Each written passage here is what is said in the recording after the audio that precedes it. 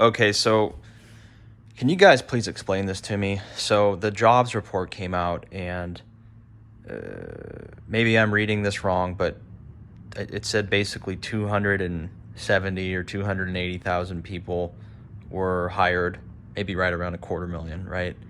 Or jobs were added. But I also looked up a statistic that said, roughly 600,000 people lost full-time jobs, or the amount of full-time jobs in the system went down by over 600,000 people. So to me, that would seem like that's a negative, right?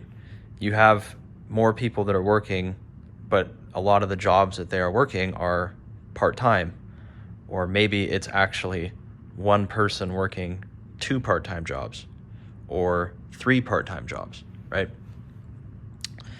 And you have a big reduction in the amount of people that are working full-time jobs. Is that a good thing? I don't think so, right? A lot of people are they're losing their job, or they are being forced, if they did lose their job, they're being forced to work maybe 2 part-time jobs because they just cannot make it on one job, right? Even if you are a full-time employed person in the United States,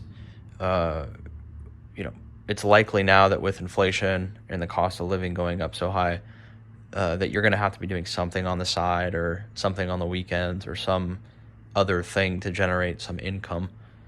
Because again, I've highlighted it in other videos, but your wages, if you're just a normal employee, are not going to go up by more than what inflation is. So if you just continue to stay in your occupation or job, again, some people do make a very good raise every year. They get a big bonus or whatever. But I think that's not most people. Most people are going to get a modest raise, if any raise at all. And so when inflation goes up by 7 to 10% and you get a 2% raise or a 3% raise, again, the real purchasing power that you have decreases. Okay? So that's not a good thing, right? Part-time jobs, a lot of them don't come with benefits. A lot of them don't come with any sort of retirement plan. It's basically just like a mercenary. You work a certain amount of hours, you get paid an hourly wage, and that's it. So you're pretty much just trading your time for money. And full-time jobs are even becoming that. I mean, you might have benefits, but you're really not, necessarily getting ahead anymore by working a full-time job, unless you have the ability to, generate a bunch of commission, or you have a very good benefits package. Maybe you have a pension, although the pension system is pretty much dead at this point, unless you're a government employee. And the surprising, or the I would say the alarming thing about this jobs report too, is that a lot of these jobs are in government, the jobs that were added. So those aren't real jobs. I mean, those are fake jobs. They're not jobs in the private sector. Good for the people, I guess, that get those jobs, but they're not real jobs, right? A government job is not a real job. The government can be propped up, it can lose money, and they'll still employ people.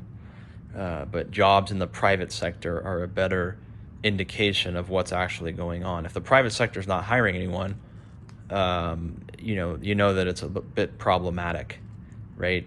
The government doesn't have to basically operate by the same set of rules, and they can hire people. They can go and they can make decisions that aren't economically viable.